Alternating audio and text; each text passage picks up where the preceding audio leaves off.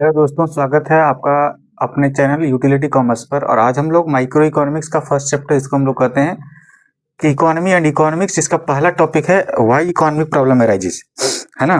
तो economic problem arise होने का मेन कारण क्या है उसको आज हम लोग देखेंगे।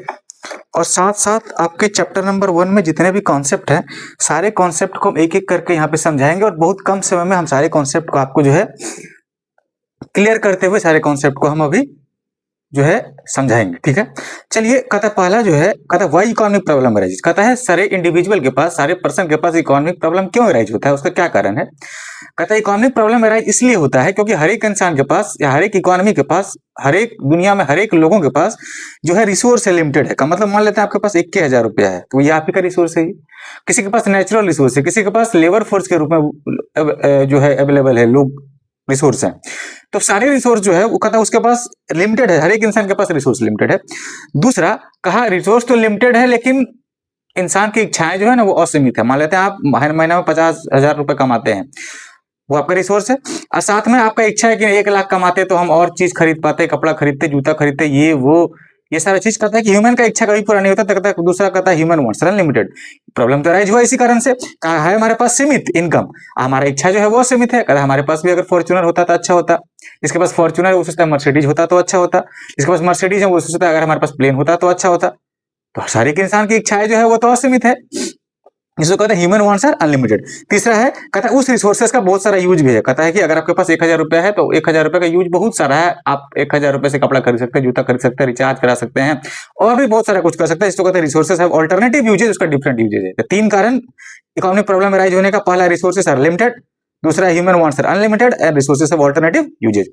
दूसरा, सर इकोनॉमी किसको कहते हैं। कहता है इकोनॉमी जो है वो एक सिस्टम है। क्या है इकोनॉमी? एक सिस्टम जो कि हमारे देश में रहने वाले लोगों को क्या करता है, कहता है मीन्स टू वर्क प्रोवाइड करता है। कहता है इकोनॉमी जो system which provide means to work to the people of the country and livelihood, कि वो लोग कमा सके, खा सके, रह सके, जीवन यापन कर सके, खर्च कर सके।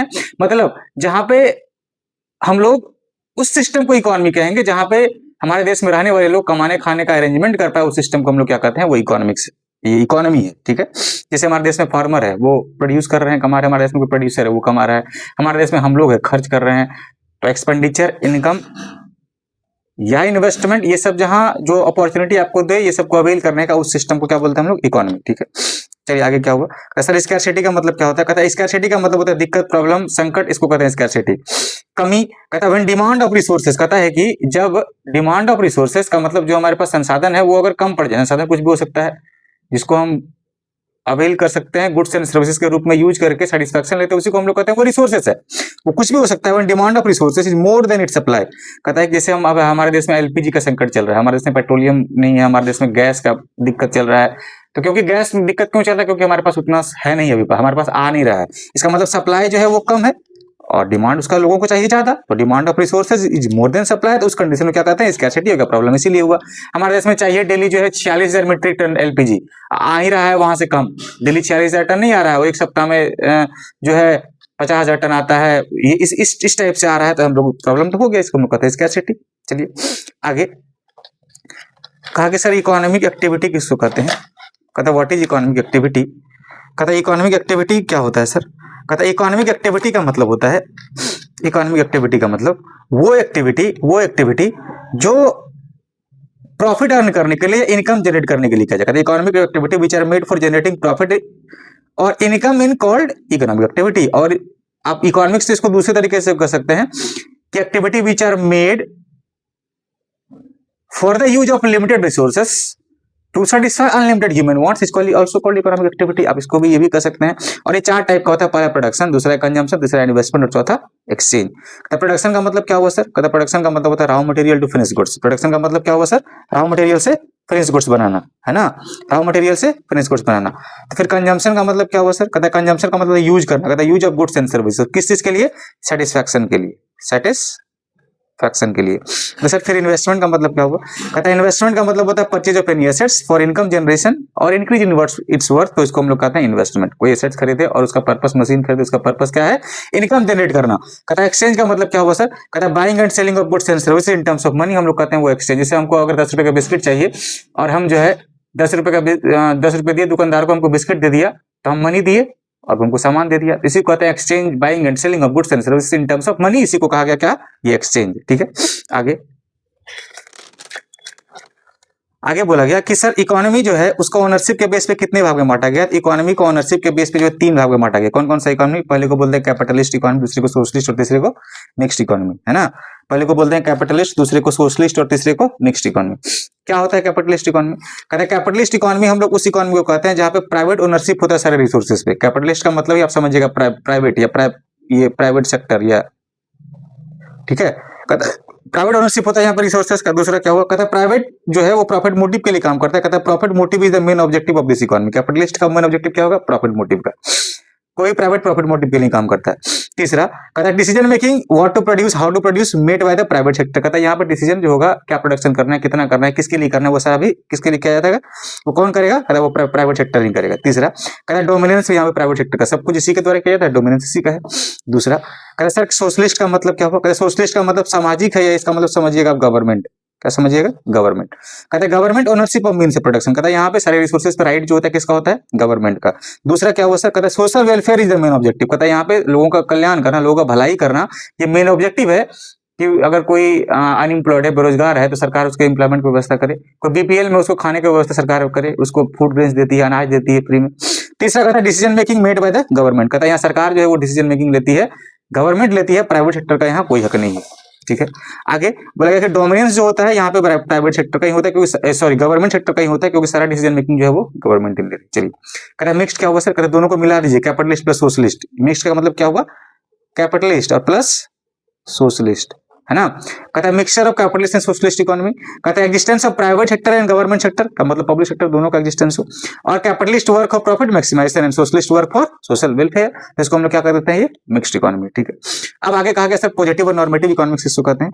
कहता है पॉजिटिव और नॉर्मेटिव इकोनॉमिक्स का मतलब क्या होता है, कहता है पॉजिटिव और नॉर्मेटिव इकोनॉमिक्स का मतलब, पॉजिटिव का मतलब होता है कि जो आपके इकोनॉमिक प्रॉब्लम के बारे में सच सच बताया, चाहे वो पास्ट में था, प्रेजेंट में है, फ्यूचर में होने वाला है, उसको पॉजिटिव इकोनॉमिक्स। देखिए कहता है positive economics deals with the problem related to past, present and future. कहता है आपके इकोनॉमी में जो भी इकोनॉमिक प्रॉब्लम था पास्ट में था, जैसे अनएम्प्लॉयमेंट, पॉवर्टी, गरीबी, डिपेंडेंसी और एग्रीकल्चर, ये सब जो हमारे देश में प्रॉब्लम था पास्ट में, अभी भी है, पॉवर्टी अनएम्प्लॉयमेंट प्रेजेंट में भी है, हो सकता है फ्यूचर में भी बना रहे, उसको हम लोग क्या बोल देते हैं, जो आपके इकोनॉमिक प्रॉब्लम के बारे में सच सच बताया उसको हम लोग पॉजिटिव इकोनॉमिक्स। फिर नॉर्मेटिव क्या हुआ सर, कहता है normative economics deals with the suggestion, कहता है ये सजेशन देता है कि उसको ठीक करने के लिए क्या करना चाहिए, सरकार को नए नए जो है एम्प्लॉयमेंट प्रोग्राम लाना चाहिए, सरकार को जो है अपने बजट का हिस्सा खर्च करना चाहिए लोगों को एम्प्लॉयड करने के लिए। ठीक है, तो नॉर्मेटिव इकोनॉमिक्स जो है वो सजेशन देता है। कहता है positive economics related to what was the economic problem, मतलब पास्ट को हम लोग व्हाट वाज कर सकते हैं, what is the economic problem, past जो प्रेजेंट है उसको व्हाट इज कर सकते हैं, and what ought to be का मतलब फ्यूचर में जो होने वाला है उसको व्हाट आउट टू बी कर सकते हैं। कहता है normative economics related to what should be और व्हाट आउट टू बी, कहता है कि इसके ये बताता है कि व्हाट शुड बी का मतलब क्या करना चाहिए उसको ठीक करने के लिए, या व्हाट आउट टू बी का मतलब क्या होना चाहिए उसका प्रॉब्लम का सॉल्यूशन, है ना। तीसरा कहता है it deals with fact and figure, कहता है ये बताता है फैक्ट एंड फिगर का मतलब अगर हमारे देश में बीपीएल में लोगों 20% है तो उसको बाहर निकालने के लिए क्या करना चाहिए, तो फिगर दे रहा है आपको 20%। हमारे देश में एग्रीकल्चर पर dependency at the time of independence 70% था, तो ये बता रहा है, फैक्ट दे रहा है, फिगर दे रहा है। कहता है ये बात करता है फैक्ट एंड फिगर पे, कहता है ये गिव्स सजेशन बोल, ये सिर्फ सजेशन देता है। ठीक है, कहता है इट इज वेरीफाइबल, कहता है ये जो है हम इसको वेरीफाई कर सकते हैं, इट इज वेरीफाइबल होता है। और नॉर्मेटिव जो होता है कहता है इट इज नॉट वेरीफाइबल, हम इसको वेरीफाई नहीं कर सकते, तो इट इज नॉट वेरीफाइबल। ठीक है, ये पॉजिटिव और नेगेटिव के बीच डिफरेंस हो गया। आगे कहता है सर इकोनॉमिक्स का 2 हिस्सा, पहले को बोलते हैं माइक्रो और दूसरे को बोलते हैं मैक्रो। हम पहले आपको समझा देते हैं। माइक्रो का मतलब आप समझिएगा स्मॉल, और मैक्रो का मतलब लार्ज। कहता है स्मॉल लार्ज का मतलब कैसे समझेंगे सर, कहता है स्मॉल जैसे हम एक आदमी है, हम बोले कि हम कितना महीना में कमाते हैं, मेरा महीने का इनकम 5,000 है, तो हम एक पर्सन है तो स्मॉल लेवल पे बात कर रहे हैं।